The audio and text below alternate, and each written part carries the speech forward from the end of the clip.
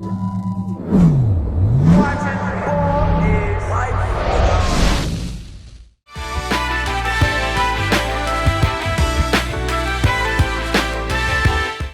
back, everybody, to another edition of the In the Paint Show presented by Ballislife.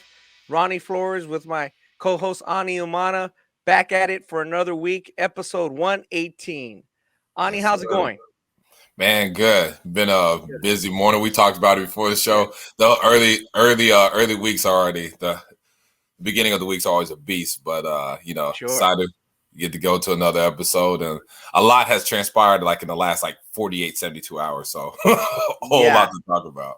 Yeah, we have a lot to talk about on this show. We're going to talk a little bit about NBA All-Star Weekend, some of the things that came out of that.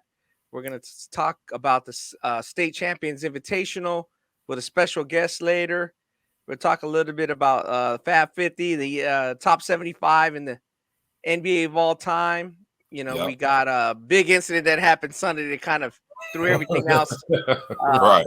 That was what everybody talked about with college basketball. And again, we're getting close to March Madness. The intensity's heating up. We got the conference tournaments coming up, and then Selection Sunday in a couple weeks. But Ani, let's talk a little bit about college basketball. Let's talk about it. Does anything surprise you so far? Like Arizona being number 2 in the country, Gonzaga. Does anything surprise you so far about college basketball? Any player or any team? Arizona being as good as they are, but when I got to watch them play, how fast they play, and Mathurin really, picking up, and Christian Koloko, they've been fantastic. They have been a surprise team, obviously. I wouldn't predict, mid-February that there'd be the number 2 team in the country. TCU, I just got done watching them play, seeing them kind of be a bubble team this year. I thought, with how open the Big 12 is this year, kind of thought Baylor was going to come in and kind of dominate it again, or just, show their presence, but Big 12's been wide open. Guys like Oscar Swiebe averaging 15 rebounds a game. I just like that, college basketball is wide open. You got your teams like Purdue, like Jaden Ivey, that next step he's made as a player, and Wisconsin being as good as they are. We'll talk about Wisconsin here in a few minutes. But the Big Ten is having a really intense weekend. But so how about you? I wanted to comment a little bit on what you said. Yeah, Christian Koloko. Obviously, I saw him a lot at Sierra Canyon. He's improved so much. He's a bona fide big man that's really you have to account for him. I mean, he's great on those, high screen lobs, and they, like you said, they move the ball really well. Speaking of Arizona, and that guy, you just never know. We're gonna speak about a little Sierra Canyon a little later too. We got to get into LeBron's comments about playing with his son Bronny, who I just saw this past weekend.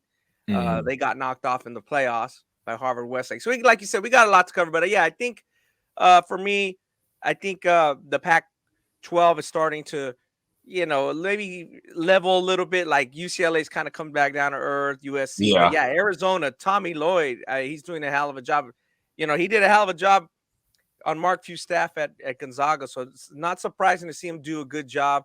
Again, there was always that cloud hanging over with, Sean Miller. Is he going to, what's going to happen with him? I think that affected their play. It's hard to say that it didn't, because those guys are really, like you said, playing fast. They're loose. They enjoy playing with each other, and not all colleges, as we know, not all college players enjoy playing with each other. They're looking at they have one eye on that transfer portal. Man, what? I mean, everybody's got a wandering eye on that transfer portal. Such a big part of the game now. So, speaking of college basketball, so we had Wisconsin playing Michigan, and let's just get into what happened, because everybody in the free world knows what happened. So, at the end of the game, Wisconsin had beaten Michigan, and I guess Wisconsin coach Greg Gard called a late timeout. He had some subs in there, but Michigan was still playing hard. I guess they're pressing a little bit. So, Juwan Howard didn't really like that he called a timeout. I mean, the game was over. So in the handshake line, Gard kind of got his attention after Howard said, "Hey, I'm going to remember this. I'm going to remember this." And Howard wasn't saying it in a very nice way. But what I kind of remember about that is like other Michigan players and other Michigan staff were just passing by, like nothing really was wrong. Yeah. But then when he got to Howard, like he kind of grabbed his arm to get his attention. And, then it got a little more heated. And then it ended up with Wisconsin assistant Joe Krabenhoff getting slapped basically by Howard. I mean, he got mush. Mush. I don't know what you call that. What do you call that? Mush, like mush, like like homie, don't play that. Yeah, right. It wasn't really a punch, obviously, because I guess Howard was heated, but he knew, okay, I better not close my fist and throw a punch. That's like that ain't gonna be good. He knew that's not gonna be good. I mean, he knew like the whole situation, he knew there was going to get a reaction and something was going to happen. But hey, when you're mad, you're mad and you're upset and people get heated, but he did have the wherewithal to know that he probably should have punched him, but that probably means he probably had the wherewithal to know he probably shouldn't have mushed him too. So, right. So, at the end of the day, Howard was suspended for the rest of the regular season without pay. So it comes out to about $140K. He was fined another $40K by the Big Ten. I'm not sure if that's Michigan getting fined or him getting fined. I don't know how that works in his contract or whatnot, but Gard did not get suspended or will not be suspended. And Krabenhoff is no suspension. I'm going to call him Krabby. I like that. I like the nickname Krabby. Krabby, I like that. Yeah, like that. He was a little fired up. Right. Yeah, he was real fired up. He walked in there like, yeah. I don't know what he said. Yeah, I don't know exactly what he said, but a lot of people made the comment that if he would have said something really derogatory, that others would have heard it, or that Howard might have mentioned it. Like, hey, wait a minute, this guy was out of line. I'm not really sure. Doesn't seem like anything too specific that we can point to, but Musa Diabate, my guy from IMG, got suspended for a game. He was fired up. Oh man, he was swinging. I was like, who was swinging? Who was throwing the punches? And I was all, it was Musa. I was like, and he had them eyes like I am not to be played with. Yeah, Musa not to be played with. Good for Musa. He's intense. He learned down there at IMG to, he's an intense guy. Terrence Williams and Jacoby Neath of Wisconsin. So those guys got dinged for one game. So what was your first take when you saw this, Ani? Then of course social media went crazy with their takes on this, but what was your first take on the incident? Not so much the reaction and everything. So when I got the ESPN notification that Juwan Howard threw a punch at a Wisconsin assistant, I was like, okay, that's the most random notification that I could get. Yeah. But my reaction when I saw it was like, damn, like what happened? Like what led him to do that? Obviously that it wasn't the right thing to do, but it was like, damn, like you need to be suspended for the year. like you don't need to be coaching this season. Like, I didn't think he needs to get fired. I know there was some really strong, there was some takes on that. Obviously the first like big offense from Juwan on that. Obviously, if he were to do something similar to that again, he would need to get fired. But I was like, yeah, you don't need to be coaching this season. And okay. Then the next question was like, then my next thing was like, did he just say like, screw it, we're not going to be in the NCAA tournament? I'm out. That's the thing I'm thinking too. Like, he's mad because they lost.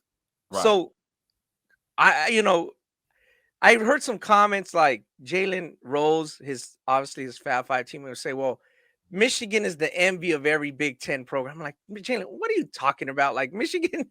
No, they're not. Like Wisconsin has had some huge wins, especially that one over Kentucky right in the tournament a few years ago. Right. They were undefeated. Mm-hmm. We know Tom Izzo has had a Hall of Fame career at Michigan State. They've been at least 7 Final Fours, maybe 9. Right. Mm-hmm. I mean, I don't know it offhand. They've been to quite a few, maybe 7. Mm-hmm. So no, Michigan is not like this envious program. Yes, they have the Maize and Blue. Yes, they are a program to be dealt with. But like you said, Juwan's got to be feeling the pressure of not maybe playing as well as they thought, and they got their butts kicked on that day. So, that has to play a role. He's not happy. You know what I mean? Like, if they had won by 20, there's no way that would have happened. Right. Like, he doesn't wish someone that they win by 20. that's it's a moot point. So like you said, that plays a little factor in it. So I guess the first thing I thought was, like, what is his performance? Does the AD and does the school president like Juwan Howard? That's the first thing one of the first things I thought, like, how much do they like this dude? Because if they don't, like you said, he may get fired. Right. But if they, they cooler heads prevail, the whole situation gets reviewed. Greg Gard kind of stopped him and grabbed. Juwan didn't want to really be engaged. No. So that was a point of that Juwan didn't want to be engaged. But again, Juwan, if you don't want to engage somebody, don't say, I'm going to remember that. Like, he's going to try to, like, retort that. Maybe he shouldn't have, don't touch somebody. I kind of agree with that. Don't touch somebody. Right. But don't say, hey, Ani, I'm going to remember this. I'm going to remember this podcast, like. If right, and then walk away and try to walk away. You'd be like, oh, hold on, like, what's up? Like, what's Any coach is going to get your attention, especially a guy, like, who maybe he feels he knows you, like, yo, Juwan, what's up? We've had brunch, we chop it up in the airport or whatever, I've called, like, what's the problem now? Again, back to the losing. I don't know Michigan's record offhand. I'm not 14-11. Yeah, I'm not really worried about it because that what you just said is what I thought they would be. 15-12, whatever. Right. 5-5 in the Big Ten. Like, that's the whole gist of this. You know what I mean? If they were 24-2, it's not even a problem. You know what I mean? Like, we don't have this problem. So that could play a factor. Again, he's a Michigan guy. He's like you said, Ani, he should be suspended or gone for the season is because he's representing Michigan. Again, we have this thing where college basketball has these handshake lines that you don't really have in the pros. Right. You want to have it in high school because you're trying to show sportsmanship, teach people something. So, that kind of thing. And as you mentioned, with that being said, as you thought of what your first take was, do you think the punishment ended up being fair and proper? Yeah, for sure. I thought when they said he was suspended for 5 games, but really it's a season. I thought it was just like I thought that was right. I don't think he should coach this season. Okay. Yeah, he needs to cool down to kind of like regather. What are you doing? What are you trying to accomplish here? Right, and then right, and then it just like you said, you made the whole point. It's just because they lost. At the end of the day, if Michigan was having the season they had last year, obviously he doesn't do that. So I think, like you said, he needs to reevaluate himself and like, look, you're going to have this, if he coaches a long enough time, you're going to have bad seasons or just seasons that just don't meet expectations. So, I mean, you can't, that's not the way to react, over the situation. Correct. Because you're representing the school, you're representing young kids.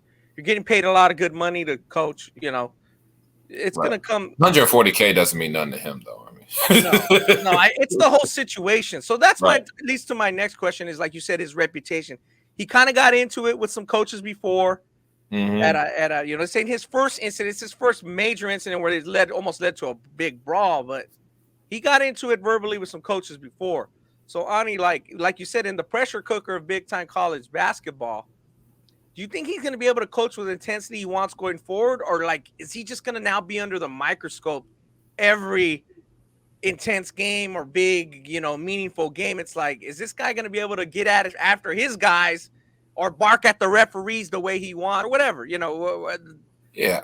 I think in the beginning, though, I think he'll be very cautious. And then, depending on the results of that, like, let's say he's very calm and maybe like that's just how he is, but he's not getting the results that he wants. Yeah. Then he's going to be like, screw it, I got to win. So, I'll go back and do what I have to do. I don't think people will forget. I think it is something that's going to be with him for his entire, coaching career, but I think eventually he'll get back to, getting on the rest, bark, and doing those things. But I do think he's going to really calm down in the beginning because he's going to know, all eyes are on him in that regard. Now I have a deeper question. Do you think it will affect him? Because I know he was in, I wouldn't say runnings, but his name popped up in NBA jobs. And maybe another big time college head coach job comes up. Do you think this incident will impact him like 3 or 4 years down the line? I think it will impact him getting a non-Michigan job at the college level. I think at the NBA level, the expectations are different. You're dealing with men getting paid a lot of money. There's not a lot of really barking at the end of games. It's a different vibe, especially recently in the NBA. Guys are really jersey swapping and hugging after games. It's a little different, Right. The pressure cooker of college basketball is and of course, showing sportsmanship is a little different. I think he's going to have the microscope, like you said, especially if he wants to get another college job. I can't imagine him right now. Time changes everything. Time heals all wounds. I could see him getting another college job if it doesn't work out in Michigan, but like not right now. We're gonna be like, whoa, it's gonna take a while. Again, and it's gonna go back to, like you said, his on the court resume. I saw Michigan earlier this year live at UNLV. It was a doubleheader. Arizona was there, and they didn't look very great. Like the team that basically was coming off that loss to UCLA in the tournament. Yeah. They didn't play. He's trying to fire his guys up, and they were a little slow, a little methodical. So I could see why they're, like you said, 14-11 or whatever it is that they're going into this week. Is they need some work on the court. Yeah. if Musa played as good as he got in that scrum, he would be All-American. Right. And and I like Musa, and I like Musa's game, and I know he's on some NBA draft boards, but I mean, he's been very up and down this season. Yeah, that's what I'm saying. It comes down to the play. Right. And so I got to see him. Like I remember I was watching for about a half. Yeah. The game, and they didn't look like that something was missing. I don't know if it's just backcourt play. Something was just missing. It just you still have Hunter Dickinson. You got pieces. It just seemed like it just hasn't all been put together yet. Yeah, the one thing I noticed against Arizona was the foot speed. Arizona ran right by him. Yeah, Loco, they just ran right by him. They didn't have the foot speed. And again, that's a little bit of a stereotype. The Big Ten is grinded out. It's rugged conference, but still, they're going to need a lot of work to get to the level that Juwan and that program expects. So for sure, that'll be very interesting to see how that goes forward. Let me ask you a question when we go to our next topic. College basketball, again, we're in ultra sensitive times. It's just the way we are right now, the world we live in. Are they going to succumb and do away with the handshake, or is that just overboard? I think they should at some point. I don't think they will. I think this. I know college basketball gets so much tradition. It's a big on tradition. I say that now, the NIL and all this. But like, I just think the handshake lines is always going to be something they do. I think getting away from it is probably a better idea, especially us being in a pandemic. They actually had an out to not do it. Musa doesn't have to worry about being suspended. He's going to get COVID. Right. Yeah. I understand what you're saying. Like, we're supposed to be in a pandemic and these guys are brawling. Right. Exactly. So, like even in high school games, like you'll see like handshake lines, like they're now starting to get like someone's going to say something to a kid during the handshake line. Yeah, there's been some tackles in the high school handshake line, some sucker punches. Yeah. It's tough. I like it. I think it shows constraint and control, that you can control your emotions. But to your point, they may do away with it. We'll see. I mean, that'll be a big move, because again, that will put even more spotlight on, like, did we just do it because of Juwan Howard, Like, right, that's a good point. Yeah. Like, did we, that puts them in a big spotlight, and some people have resentment for that. There's a lot of underlying things in college basketball like that, like, I remember when Jason Kidd was at Cal and his coach got fired, and they inserted Todd Bozeman, who was a young assistant. He wasn't even 30 years old at the time. A lot of the other coaches resented it. You know what I mean? Meaning a lot of other coaches in the Pac-10. They had words with each other. They barked at each other. Lute Olson was barking at him. So really? like a lot of things. Yeah, a lot of things. We go like little under behind the scenes that we don't always pay attention to, and that's why it seemed like Gard and Juwan had pretty good rapport, like in their interactions before, they were talking. So I think that's why.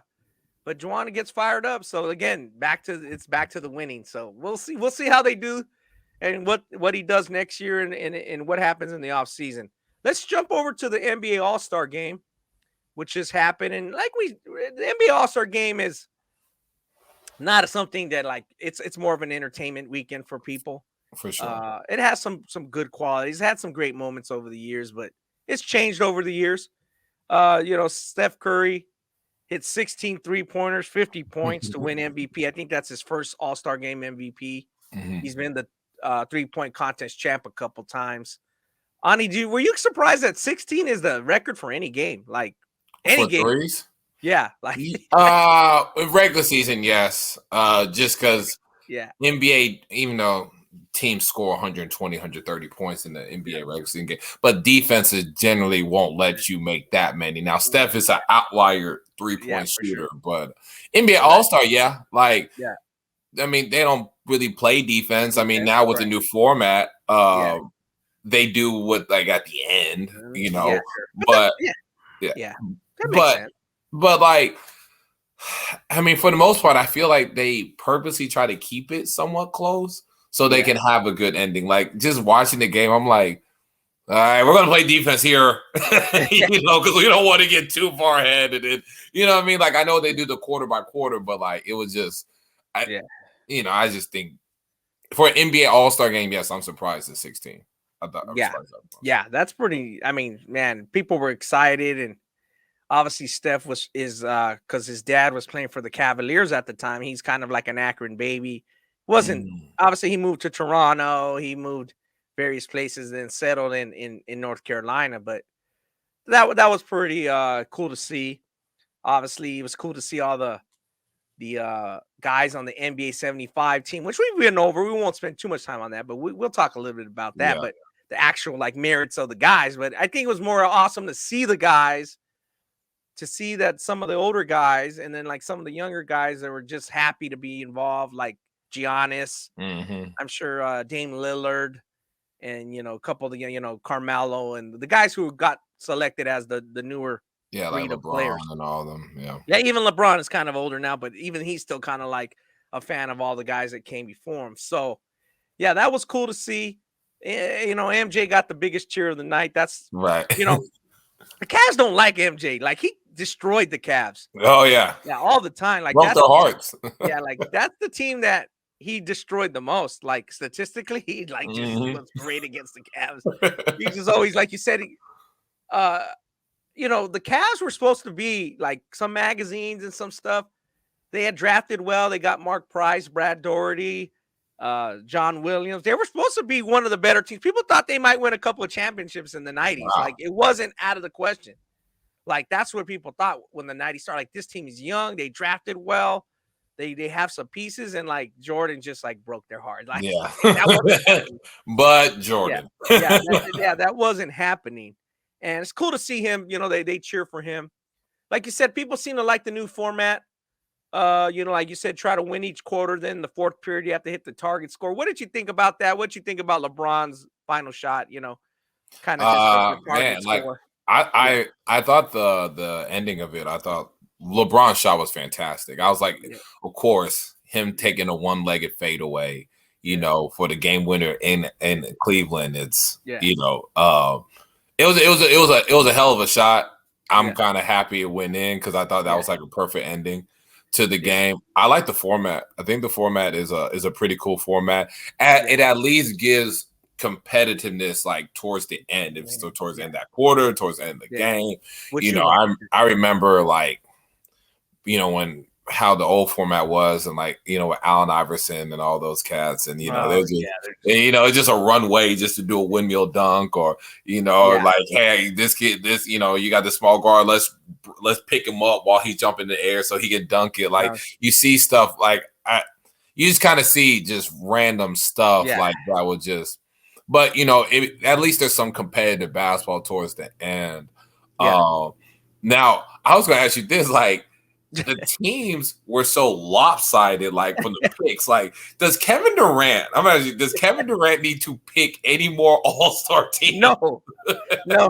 Knowing Kevin Durant, like he likes his certain guys, and he has little picks, axes to grind with guys. He probably just picks who he wants. It's like, Kevin, you need to pick the best available guy. Like, right. Because they keep losing. Like, yeah. Obviously it was close, but like, how does Giannis and LeBron get on the same team? Yeah. Yeah, I can see Durant doing that. He just kind of wants to like stick it to certain guys. He always has that like little attitude, like, hey, I'm the outlier. I know you guys all love LeBron. The league loves Steph, but I like, you can make the argument he's the best player in the league. For sure. Nobody would, you'd have to put up a fight to fight that argument. So I can see a little bit of that because everybody loves Steph. You know what I mean? Now, like, he's universally loved, and again, they're in contention again. And then, of course, LeBron is in his hometown. The only thing that I thought about on that 3-pointer was like, I'm glad it was in that format, because the thing I remember is like MJ's last All-Star game, and he hit a fadeaway. Oh, yeah. And it was a great shot. And I just remember Jay-Z and Beyonce. Beyonce's eyes were like all big, and she was like, whoa, because the camera was on her a lot. Mm-hmm. She was kind of coming into being an A1 superstar as an entertainer. And then Jermaine O'Neal fouls Kobe in the corner. It's like, Jermaine, what are you doing, dude? Like, and it wasn't a big time. Like, it could have been a non-call, but like they called it, and obviously Kobe hit the free throw. So like, I'm glad that like the game just kind of ended in that moment. You know what I mean? Right. Like, and nobody can screw it up. Like you said, the ending was great. It was a perfect ending for that kind of, like you said, it's entertainment for the fans. So I'm glad the fans seem to enjoy their time there. What did you like? Do you really think the crowd really likes 3-point shooting more than dunking now? Or is it just that dunking is because of Ballislife, because of Hoop Mixtape, and just instant highlights? Or are we spoiled? Or like, are we not enjoying these dunks as much as we should? Or is it just, hey, Curry and these guys, the 3-point shot? To me, I've always liked the 3-point shot. Like, I like that contest. I like the dunk contest. But what do you think? I mean, I think people like. So let me go back and say this: the NBA dunk contest was horrible this year. It was god awful. But I think people do like a really good dunk compared to like a high difficulty 3. Or compared to like a 3-point contest. Sure. Like, if it's a really good dunk contest, we really remember it. Either like Aaron Gordon and like when Zach LaVine and they kind of went at it. But I do think like Hoop Mixtape, Ballislife, like what dunk have we not seen? Right? Correct. It's to the point where you have to just bring props, or Cole Anthony tried to bring put on Timbs, and for me. Yeah, or like Jalen Green having his phone with a chain that had his highlights. Like, I don't know, like guys got to be really creative. But I think 3-point shooting, I think the crowd starting. Like, if you would have asked me 10 years ago, I would think a really good dunks have more value than a 3, right? But now I would say if it was like this, 10 years ago, I think it's like this, right? Yeah. Like, I think 3 is, people love the deep ball. Of course, they love Curry. Yeah. Again, and as time goes by, how many new dunks can we see? Yeah. So in that regard, obviously, I don't even want to talk about the dunk contest. I really don't know who won it. Do I know who won it? Let me think. Do I know who won it? No, I know Jalen Green didn't win it. No. You know what I mean? No, so, like, I don't know what the winning dunk is. I'm not really worried about it. Like, it's okay, Like, Obi Toppin won it, but it was one of the most. I kind of. It was a bad dunk contest. I've already forgot about it. So, right. My question to you is, like, what's next for All-Star Saturday night? Do they need to scrap it, change the dunk contest? Do you want them to allow professional dunkers? Guys not in the NBA, guys in the G League, or scrap the dunk or just leave it? I think you do these. I think this is what you do. I think you do a team of your 4 best NBA dunkers. I think it's like team NBA dunk contest. Like, you get 4 professional dunkers, Okay. Right. And then you get 4 really, really good NBA dunkers. I like Toscano, but Toscano will not be in there. Right. But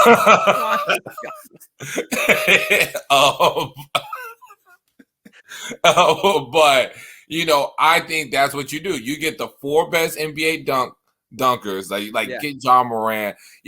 Aaron Gordon, I know it's gonna be hard to get him because he feels like he got cheated twice. But get 4 really, really good NBA dunkers and get 4 professional dunkers and just have them go at it. Yeah, just do a team. Because I think again that would put a little pressure. It would put 2 things that I would love to see, and it would put pressure on the NBA players. Like, yo, I don't want to lose to a professional dunker who's not in the league. Right. So like you said, they would dunk with a little more, warm up more. And then the other thing, everybody on social media goes, oh, my guy Kenny Dobbs would win that dunk. Oh, my guy. Yeah. Wait a minute. Dunking in a Ballislife open gym and open court setting is different than dunking in front of Beyonce and Janet Jackson. Right. So that would put pressure on the pro dunkers too, the other way, because I've seen it happen. With the guy I keep remembering is when James White eventually broke into the NBA. Yeah. And I'm like, oh, James White's gonna win this. He's by far the best dunker out here, and he just was a little cold. I don't know if he was a little nervous, or obviously he was a little older. He was with the Knicks, I think, at the time, so he might have been like 28. Maybe 30, but he finally broke into the NBA and it was like, yeah, James White's going to be in the dunk contest. I'm going to watch this. He didn't perform that well. And trust me, James White can dunk. I remember. Yeah.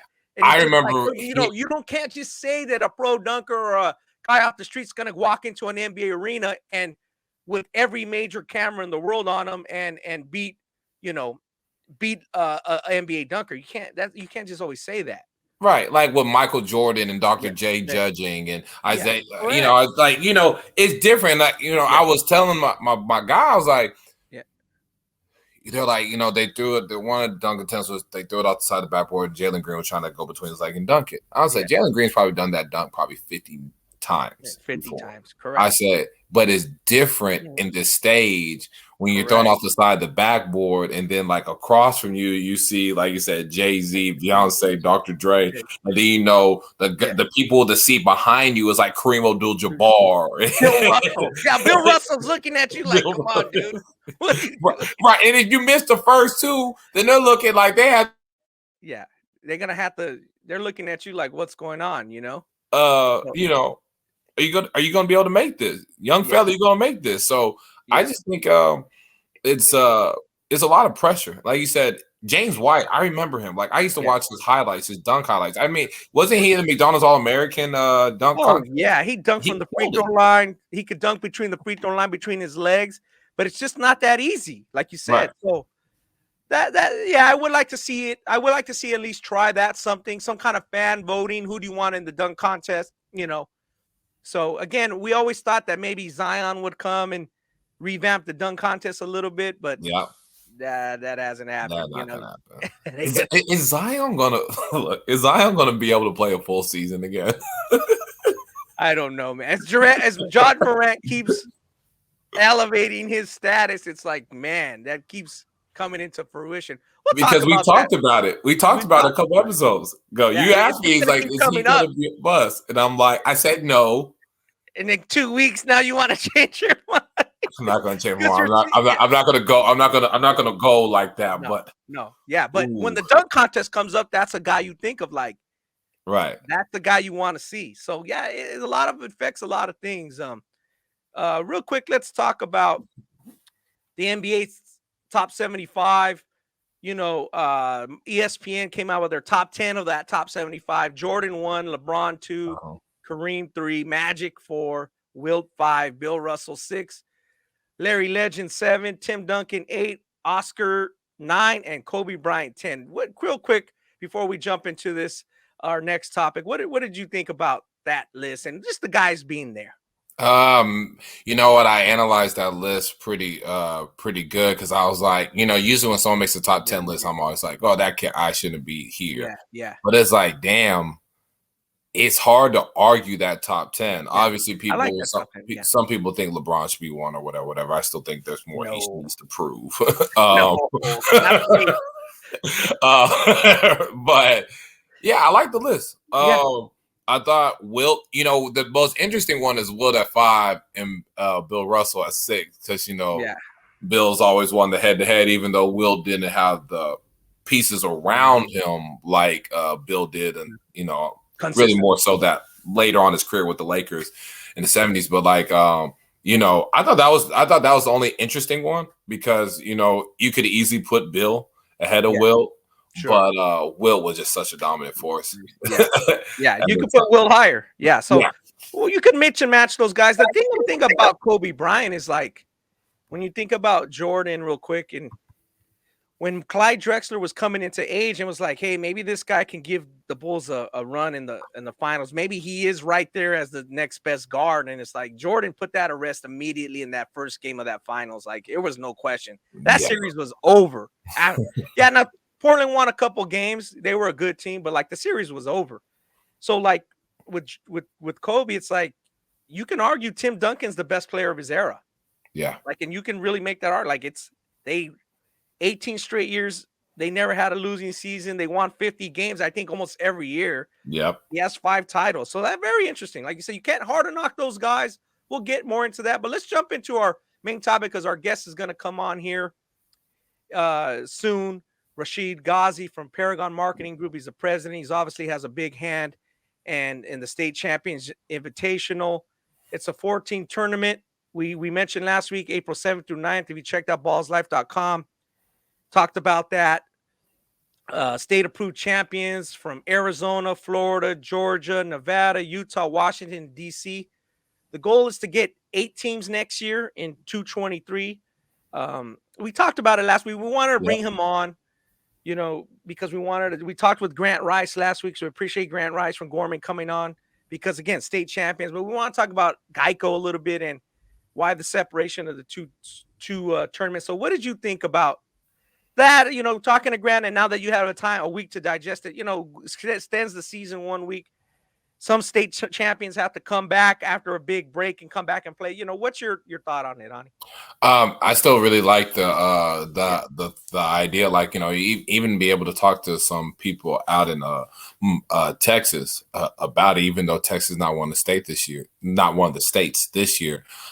It's something that you see. I mean, I'm hearing from some teams that, like, there'll be something cool for our kids, if we win state, if we could potentially get invited in. Now, they're looking for a GEICO, especially around here. Guys are looking to play in something after winning a state title. Yeah, correct. And so I really like the idea. I like the concept. And again, I just like the requirements of winning a state title. It's not just about, the ranking. Like, you got to win in order to be eligible to get invited. So, I'm loving the idea. And the people in Texas, that they kind of excited about the potential of them getting involved.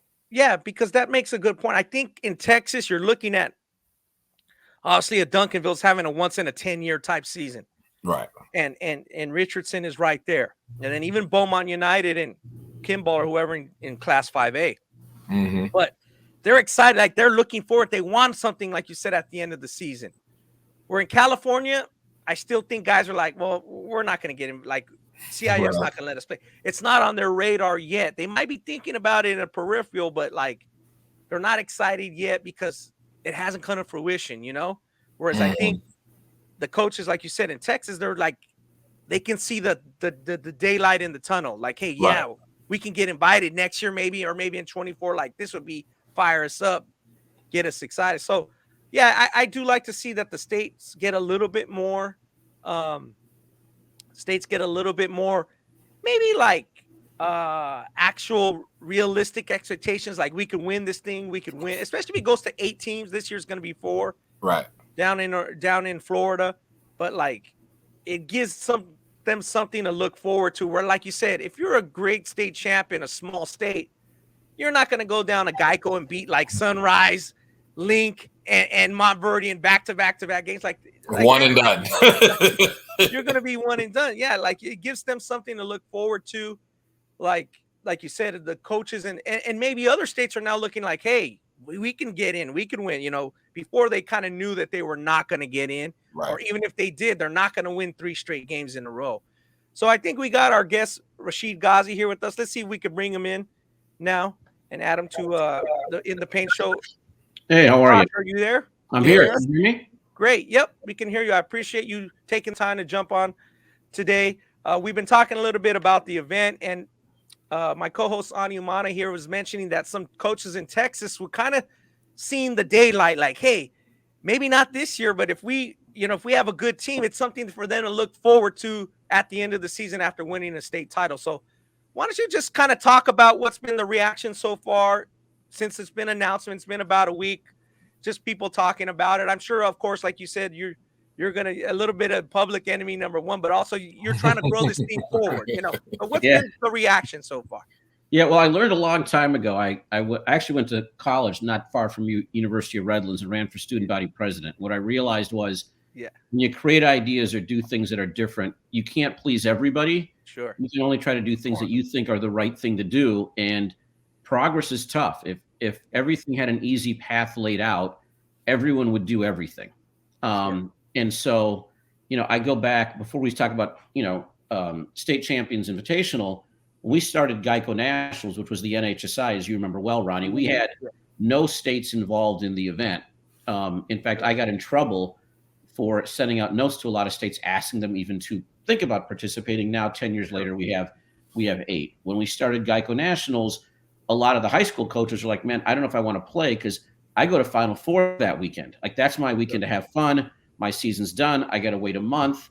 Yeah. But now, we have more people wanting to get in than can actually we have room for. We have kids transferring schools to get into this tournament. So over time, things change and evolve. I think for you guys in the media, I think State Champions Invitational is a brand new idea and thought, which has created a lot of buzz, positive and negative.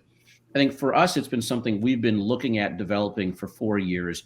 Would have tried to launch it a couple years ago, but then COVID obviously knocked out GEICO Nationals a couple years ago. And then last year, we were frankly just happy to put the tournament on in a COVID environment. And so this has been on my radar screen for a long time. So the reaction that we've gotten has been really positive. Obviously, there's a challenge, which we can talk about with AAU basketball in the open period taking place the same weekend.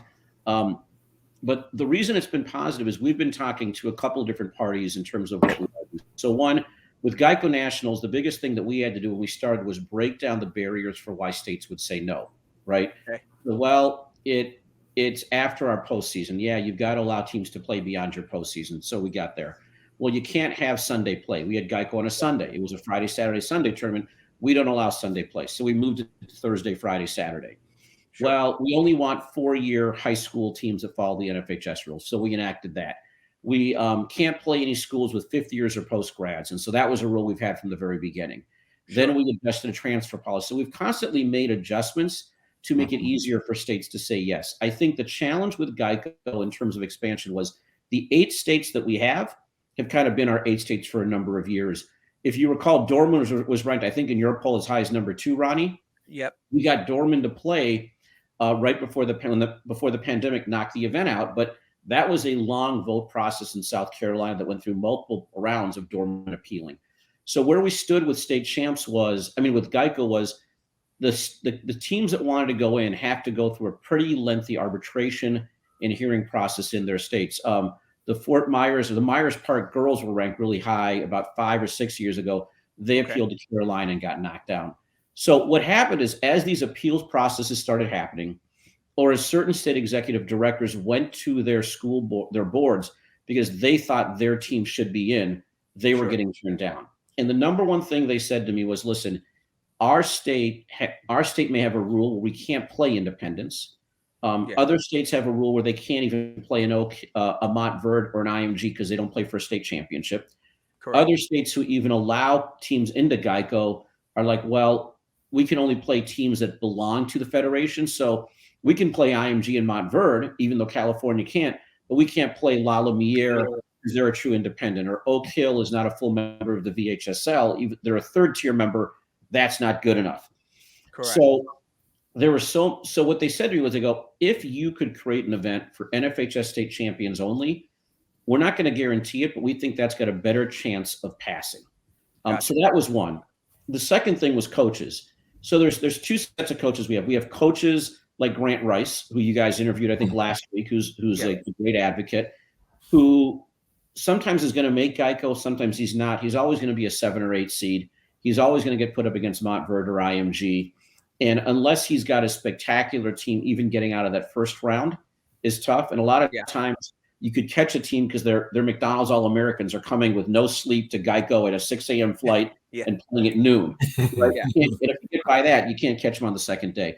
Or, his team this year has not traveled a lot, but they're going to end up being 30-0 because of COVID and rules and restrictions. They'd be a bubble team in the GEICO field. And if we went off the rankings, they may not even make GEICO. So now they're sitting at home. The NIAAs allowed their teams to play, and we're like, well, that's not happening. So those coaches were looking for an alternative. And then there are coaches who want to play, but they're like, our state will never let us play. Is there anything you can do to get them to change and allow play? And I think the last thing, which a lot of people don't think about is, so here is our first GEICO Nationals field: Oak Hill, St. Benedict's, Pinewood Prep, Findlay, Mountain State Academy, Montrose Christian, and Friends Central. So teams were, so now here are the teams that weren't even around or weren't basketball powers to consider for GEICO when we started. Montverde.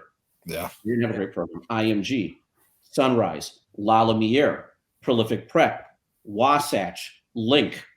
So what's happened, as you guys know well, is over the past decade, the amount of independent 4-year high schools that have decided to either amp their basketball program up, or schools that have decided to go independent and play national schedules has become much more. So the field has become so competitive.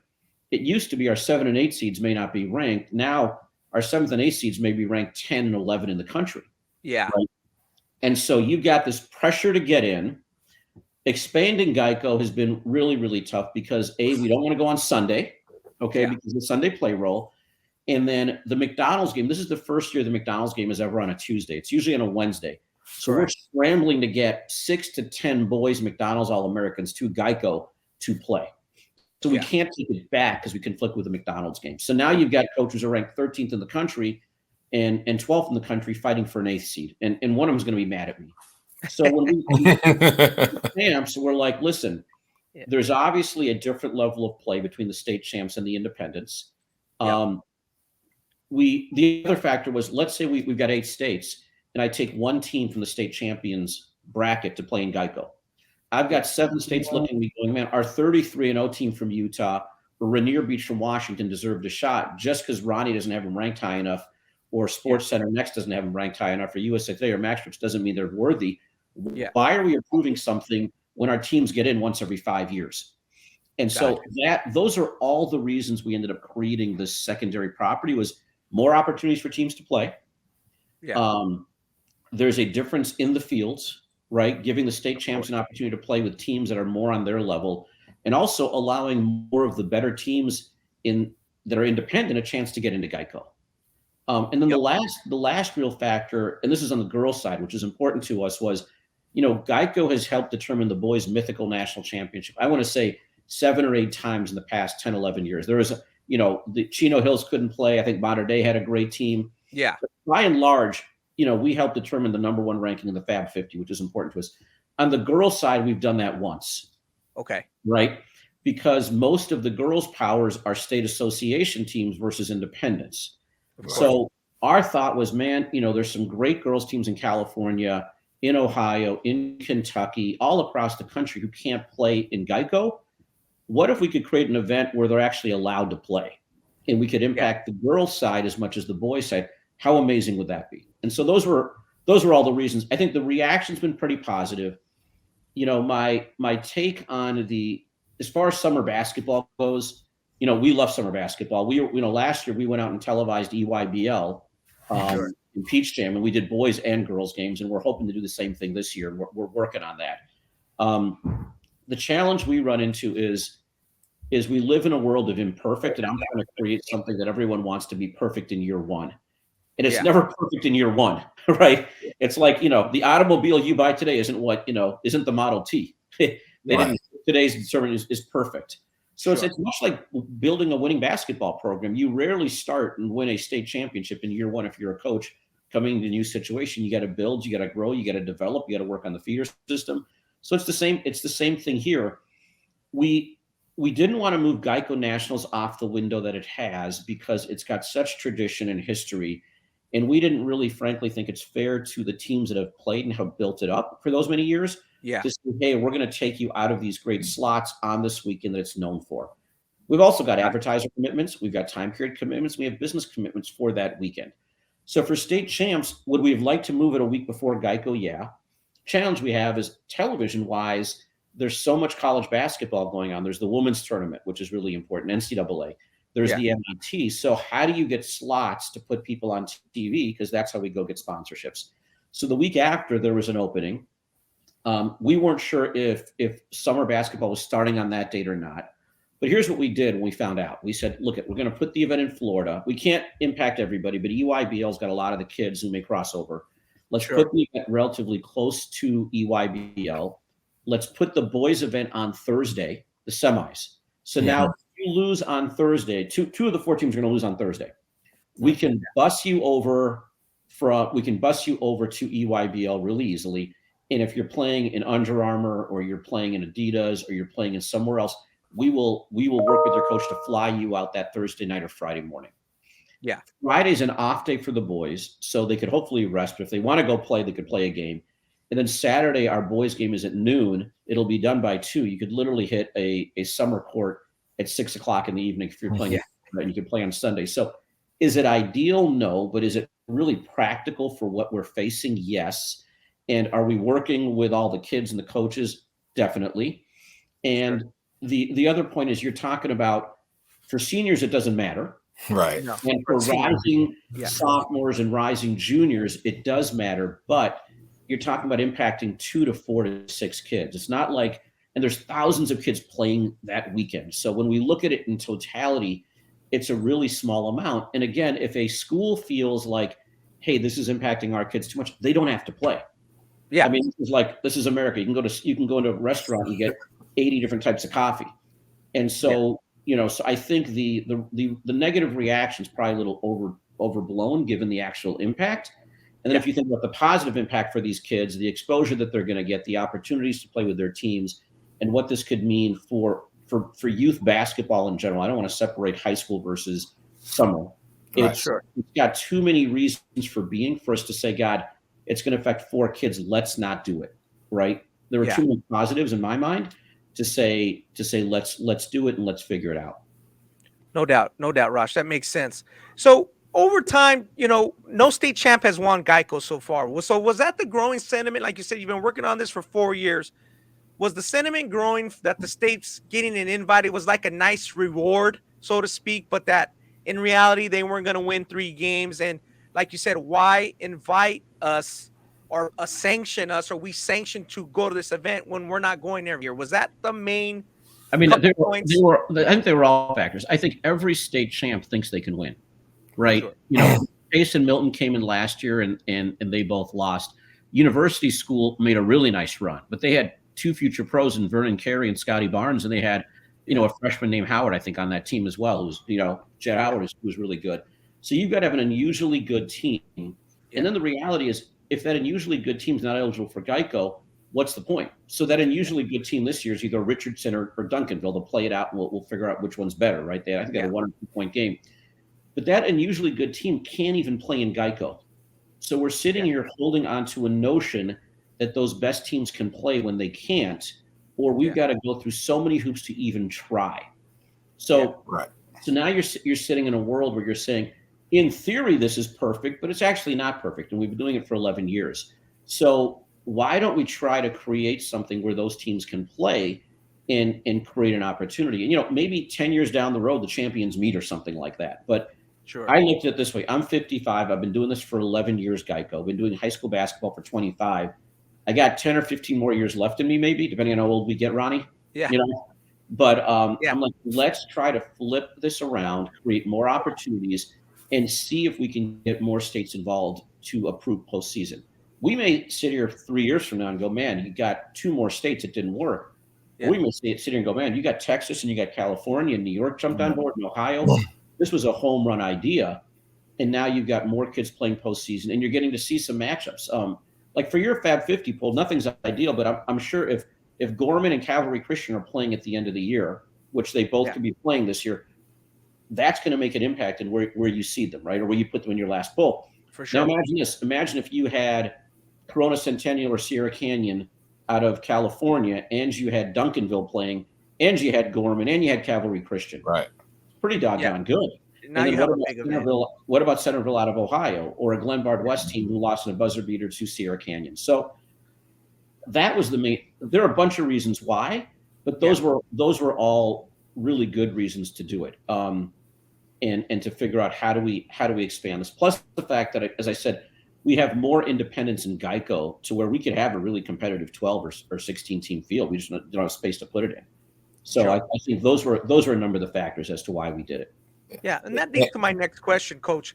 GEICO seems like a locked in for an 8-team tournament because, like you said, the weekend it's on, the TV slots with McDonald's, but with the TV options there, but with the State Champions Invitational, is that going to be in the same boat, or can you envision it if you need to expand and go 5 days, or do you think 3 days is enough? I know GEICO is kind of locked into those 3 days, as you mentioned earlier, but how about this event going forward?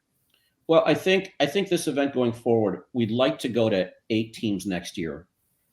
Our plan, again, with the state champions, our plan is to have equal number of boys and girls, because every state that opts in has got a great girls team and a great boys team, in our opinion. So next year we could potentially go to 8 and 8 and play Thursday, Friday, Saturday again. If we wanted to expand beyond that, we probably have to have regional events the weekend before, right? And have sponsorship to the point where it's all digital, linear television doesn't matter as much. Right. That's a few years away, but I could see that expanding if you here's the thing with state associations. They may say no, right? But then once they say yes and are on board, they want to play every year. And then their coaches, when the coaches find out, they're calling us saying, hey, can we get in now? Right? We're eligible. We want to play. And so I could see us having 16 states and saying, well, let's have every state play. We can't hold the tournament over one weekend. Maybe we got to do it a weekend before. But that would also require now states saying, we're okay with our teams playing theoretically 4 games or a 5-game tournament versus a 3-game tournament. And philosophically, everyone would have to get on board for that. So to me, this is baby steps where it's like, look at play one. Right now it's a 2-game tournament if you win, or you get to the championship game. We could make it 3 games. And after that, it really is going to depend on the state associations involved. Our goal is to get more states involved. This year, let's keep the 8 states we have. Let's pick the best teams. Let's build the model. Part of what I believe in is you've got to put something out there in the real world and not just on paper for people to see it, believe it, know it's real, know what's happening, know they can get testimonials from the states that participated and the coaches and the kids, and then you can build it. And once you build it, we'll take the states that we work with. We got close relationships with all of them, and we'll say, hey, we now have 16 states involved. Where do you guys want it? They may say, we love the idea of 1 weekend, the best 8 teams. You form a great committee like you've done in the past and pick the 8 best teams. Or if they say, God, we all want our states to compete in this now, then we could say, okay, do we make it a 4-day tournament, or do we hold 2 sets of regionals and we hold a 1-day showcase in 2 parts of the country, and 4 games in each part, 8 teams, and those 4 winners play 1 game and then they advance. So there's a lot of flexibility, but we've got to get more states involved first. Gotcha. I know you made a really great point about just with summer basketball, how there'll be guys that'll be playing that weekend. Do you plan on? Obviously, you had that date earlier, and then they announced what the live period was going to be that first weekend in April.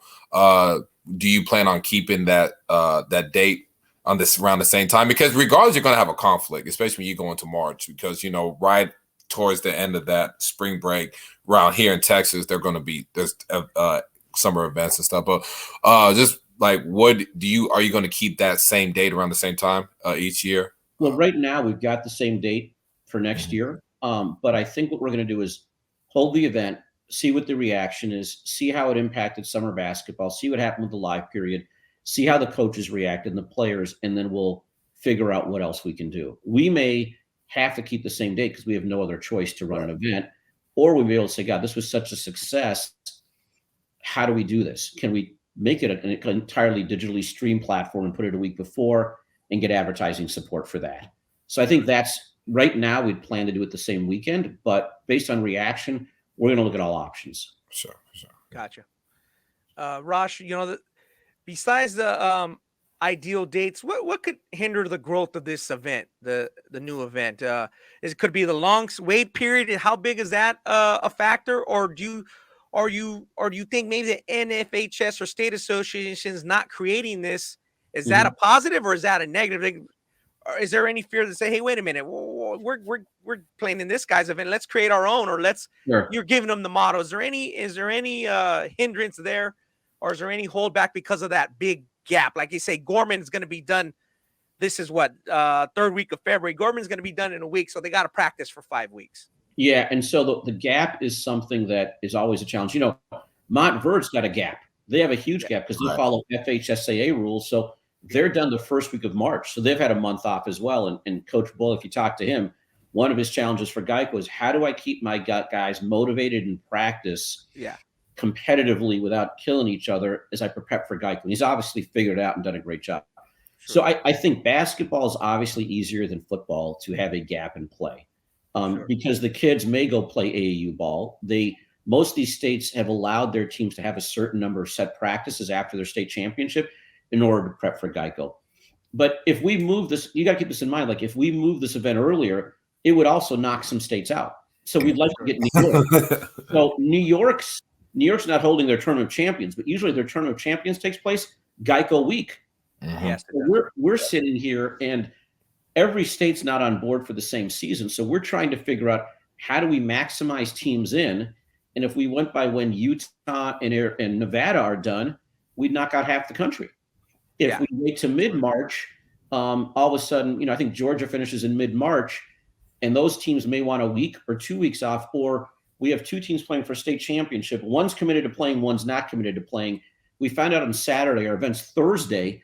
That's not enough time for us to go find a backup team. So those are all the logistical, operational issues that we face, that a lot of people they kind of look at the calendar and go, why aren't you doing it this way? Well, because time for planning, time to select teams, flights, hotel, meals, coaches practices. Are you in? Are you out? Do you want to play? Just because someone wins a state championship doesn't mean they want to play in a postseason event. We've had that happen as well with McEachern and Sharif Cooper, right? We thought they were in. Yeah. Then they said they weren't in because of logistical conflicts. So it's a break, but it's not like those kids aren't playing basketball. It's not like they aren't practicing with their AAU clubs, and it's not like they can't practice with their high school teams. It's not ideal, but again, if we end up expanding the tournament, we may start tournament play earlier weeks. It just depends how this works. In terms of the NFHS, we've got a really good relationship with the NFHS. They're great people doing a lot of really good work. And they've been amazing. They've got rules in terms of no postseason play. Every state does, but a number of their member associations have adjusted those bylaws, and the NFHS has always allowed us to do what we're doing. So could they theoretically create their own event? Absolutely. Yeah. Would they also say, God, Paragon, you've been doing this really, really well for 15 years. We'd like to partner with you, just like we partnered with Play On Sports to create the NFHS network, which has really been successful. So we have constant open dialogue with them. We've got a number of executive directors who are fans of what we do and would vouch for us. So my hope is that we could sit down with the NFHS after this event is done and say, hey, would you consider sanctioning this?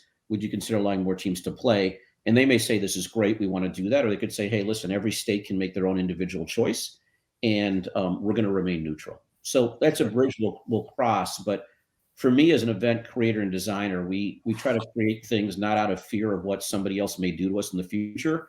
We try to create opportunities based upon what we believe is the right thing to do, and then we'll see kind of what happens.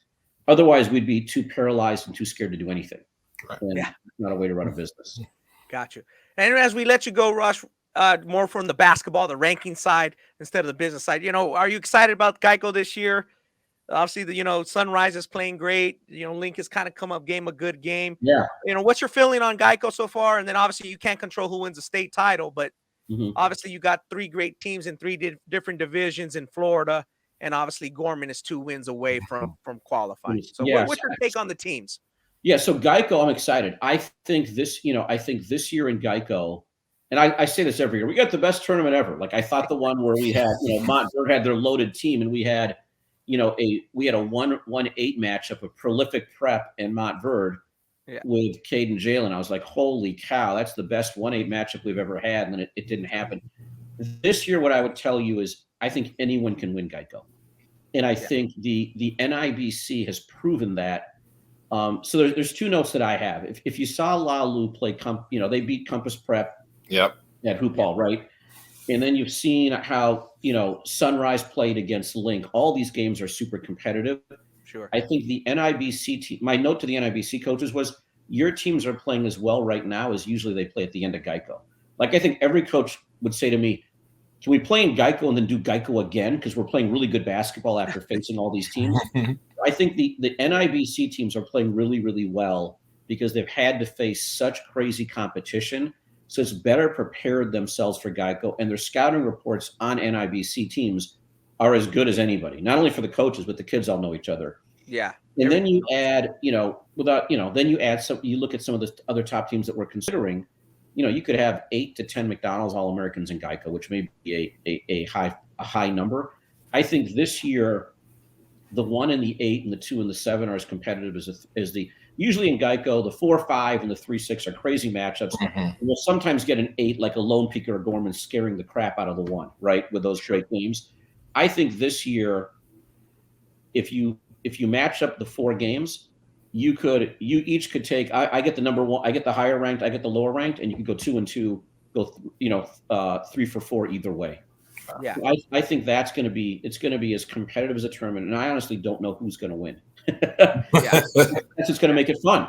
Right. Yeah, it's going to make every team coming in feels like they can beat the other team. So I think that is really, really good. As far as the state champs go, we're talking to Gorman, Cavalry Christian out of Florida if they win, or if Dr. Phillips. We got to connect with Rainier Beach, but I was looking at Washington. They've got a nice season in their state rolling right now where they're going undefeated. Yeah. Out of the DCSAA, we're definitely in conversations with Sidwell Friend girls because they're 1 in the country. And then I noticed the boys are 21-1. Yeah, the boys are good. We got to do a deep dive into them. We're looking into Utah as well. We're looking into Arizona, and then there are a couple of states that we're going to call who do not allow GEICO right now, and we're just going to see if they would be willing to open it up on a quick flip around basis with this new kind of tournament that we have for NFHS State Champs Invitational. But we'll see. That's really a year 2 process for us. But for a couple of teams that are ranked high, undefeated, we're going to make those calls and see if their states say, hey, you know what, you've switched it around. This is a once in a lifetime opportunity for these kids. We're going to let them play. So we'll just have to kind of wait and see. But I'll have a really good answer for you in about 4 weeks. Got you. So, Ross, we appreciate you jumping on. The 7th through the 9th April State Champions Invitational. Is that championship game at 12 p.m. Eastern time on that Saturday? Just for the fans out there? It's at 12 Eastern time. We're going to, I think March 16th, I think that's the date we're looking to release the GEICO field and the State Champs field. And then we'll push out the TV time periods, the location for state champs, but it will be in Florida, either in the Tampa, Orlando area. We're finalizing a venue deal right now, and then I think it'll be a great 10 days of basketball. Yeah, it should be great. We appreciate it. We're going to look forward to it. Obviously, our listeners look forward to it, so we'll be watching on those 2 weekends. So we appreciate your time, and thank you for jumping on. Thanks for all you guys do for high school basketball. Appreciate it. Okay, thank you. All right, take care, Rosh. So you see there, Ani, he has plenty to talk about. And for sure. He's fired up about the event. Like you said, nothing's going to be ideal. I do think, like you said, there is some pushback from coaches, from the grassroots side.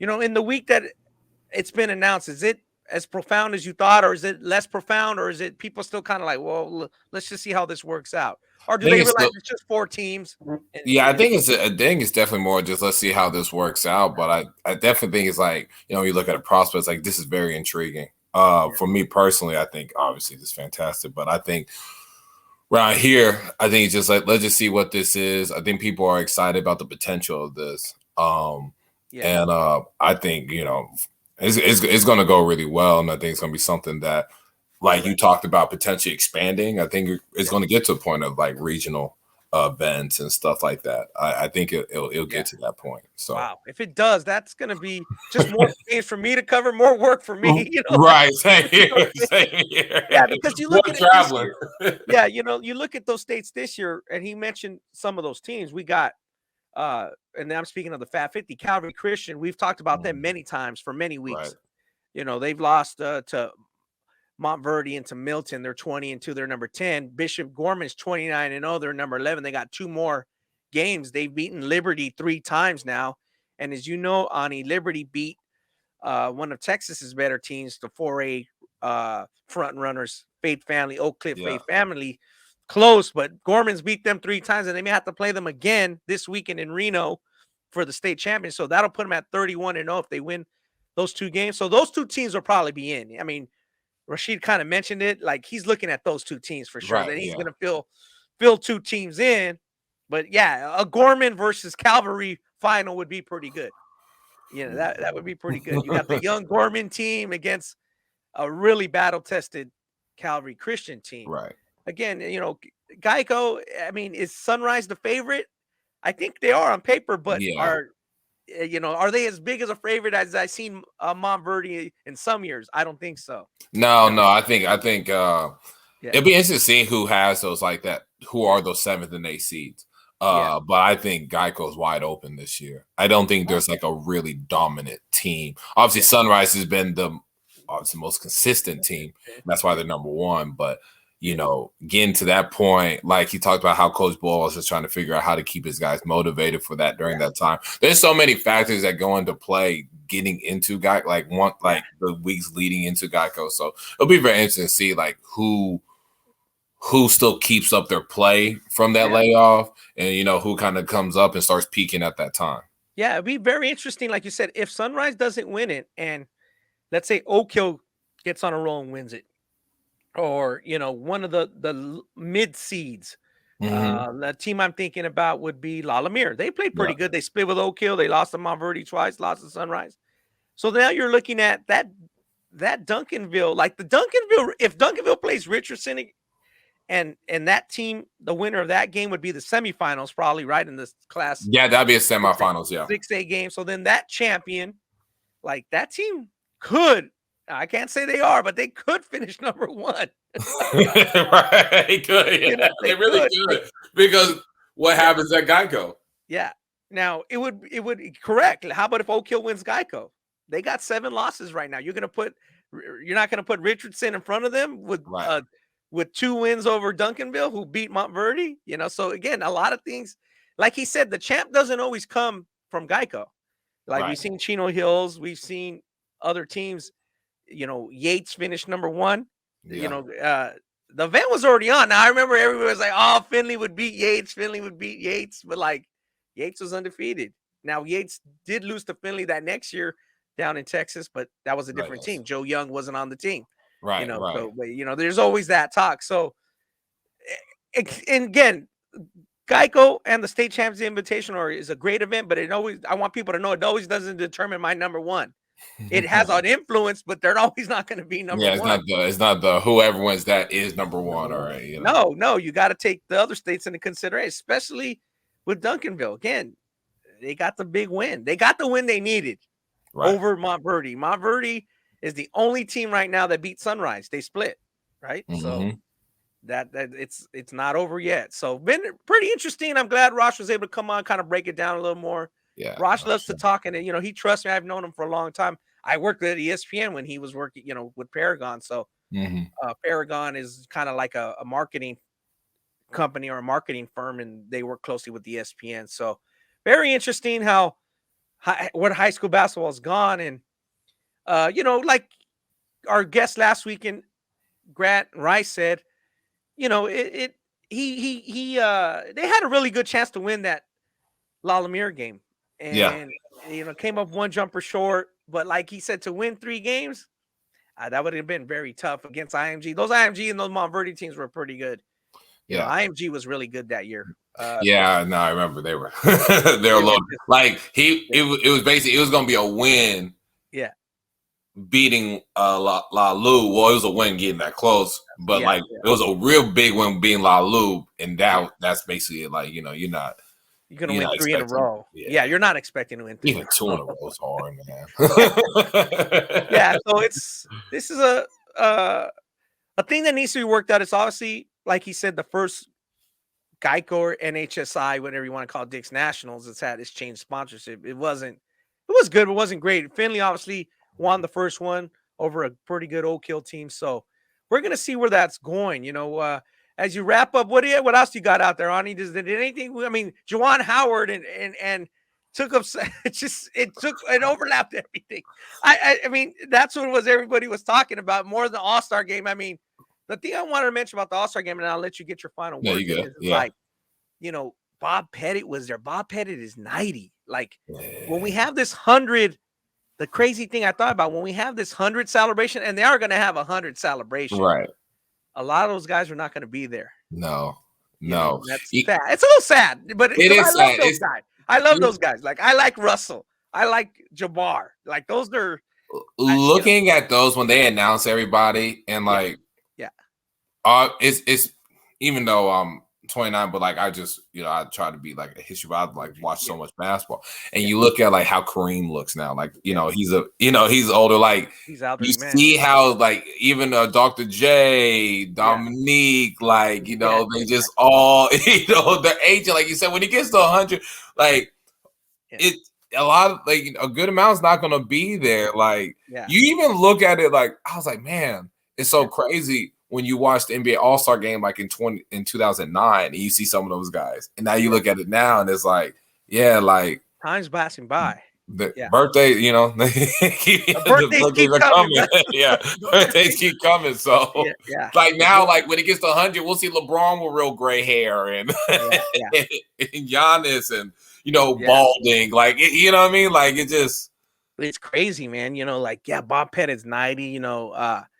Russell's getting up there. All those guys. It's just it's just crazy to me that Magic and Bird are now in their 60s, or hitting 60. Bird's obviously a lot older than Magic, right? 3 or 4 years older. But Dominique and the guy who still carries himself like he's the man is Jordan, obviously. Oh yeah, because Dominique kind of acts like an older guy now. He's 2 years older than Jordan, but like Jordan just kind of walks up to the guys and they're like. They don't know what to say. It's like they can't get a word in. They can't get a word in. Like the only one was I saw an interaction with him going to Luka. And dabbing Luka, then Karl Towns just randomly just shows up and just like my man, like And Jordan was like, "Who are you?" Right. That was pretty cool. Yeah, they still revere him, just like I'm sure Jordan kind of looks at Dr. J and some of the older guys, but Jordan was still playing. Dr. J was still playing when Jordan was playing, so a little different.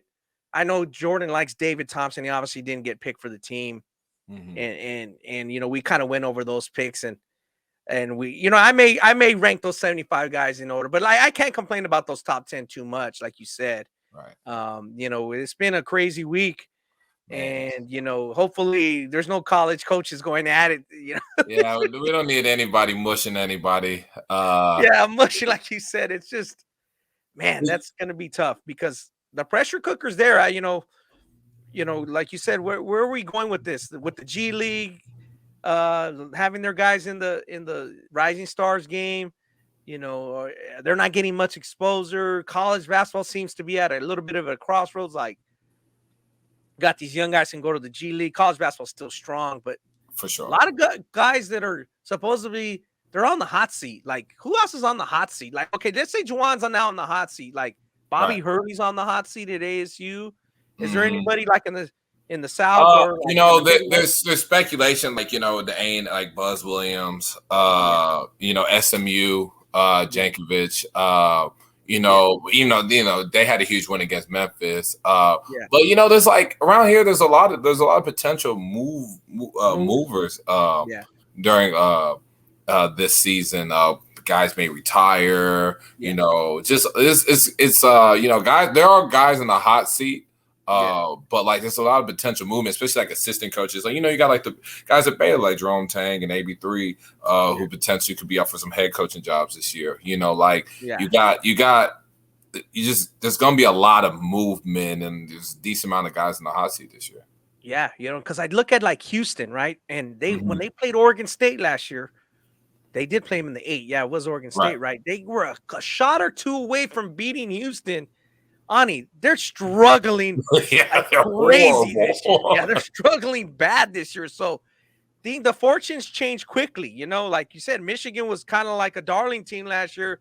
Well, that ain't the case no more. I mean, Juwan Howard is going to be under the microscope if he comes back for the Big 10 tournament, or like you said, if he sits out to next year, whatever they decide to do. But even Oklahoma State, obviously losing Kay Cunningham is big, but their team that was talked about so much now this year, they're kind of struggling some. It's just that year to year. I mean, it's just nothing is nuts. Turnover is nuts, especially with the portal. And like you said, like you get in the season by December, guys are having meetings about like, man, I'm gonna leave. Like I'm out. I'm out. Like these guys, like you have GAs be like, man, I think like half the team's gonna leave. Then I'm just like, shit. I mean, hell, that's about. Well, just like in football, you have a get back coach. You're gonna need a retention coach. Right. Like you need somebody to pay attention and be like, okay, is everything okay? Can we count on this guy for how many years? It's such a different ballgame. That's the difference between college basketball, even so much more now. Everybody said that the one and done changed college basketball. To me, it's like even bigger than the one and done is the commitment to the program. Like guys are just not as committed. Like the name I bring up, and that's nothing against him personally. Like I know Ben Simmons would have wanted to play pro ball instead of going to LSU, and it showed. Like the way he played there, it showed. Like he was just trying to get through it, not get hurt, and I'm trying to be the number 1 pick. It's a lot different than Larry Johnson potentially being a top pick, and coming back to UNLV. Like his commitment level just way different. You know what I mean? I mean, you got schools that are recruiting guys and tell them, hey, look, I know you're above our level, but come here for a year and then you can transfer up. So it's just like, there's because you're recruiting guys saying this is just a 1-year thing and then you transfer up. Like it's like some junior college, like the guy's a qualifier, Yeah, it's a qualifier junior college. Yeah, that's a great strategy. More teams should do that. Like, hey, bro, we're a great fit for you. This year we have a great team. We're going to win our conference tournament. We're going to get a berth in the tournament, and you can lead to a bigger conference next year. Right. I mean, we want you for this year. Wow. That I didn't really think about that before, but that recruiting is on a whole nother level. I really feel bad for the high school teams. And, we didn't get to talk about Bronny. We'll talk about Bronny a little more next week because we're kind of wrapping this one up about what LeBron said over the weekend at All-Star, how he kind of wants to play with Bronny. That's a bigger topic. I think instead of just brushing it, we'll wait till next week and we'll kind of end this one on this note now. So I wanted to remind people, we obviously appreciate you tuning in to the YouTube version. Obviously, Spotify, you get us on Megaphone. So we appreciate it. Wanted to let people know that, as we grow this pod, we want to promote our apparel on all platforms. You can still use the one-time discount code for this our podcast to get 15% off at shop.ballislife.com. The one-time discount code is PAINT15. Once again, that's PAINT15. Again, shop.ballislife.com, 15% off your order, free shipping in the U.S. Yeah, as we wrap it up, we appreciate people listening in. Ani, I know you want to grow that YouTube version. We got people that some like it, some still. A lot of people are listening to the audio, so we appreciate whether you listen in the car, wherever, what time of the way you listen. I know you guys like listening toward the beginning of the week, so we try to get this out as soon as possible. Ani, you have any closing statement? Nah, just I hope the week isn't as crazy as last week. Hope we have just some competitive basketball. Nothing too crazy, but especially it's been an interesting week. Conference tournaments coming up in college basketball, playoffs. High school playoffs. Yeah, no doubt. So we're getting that taken care of. But until next week, I think me and Ani are signing off on episode 118, and we'll talk to you guys next week.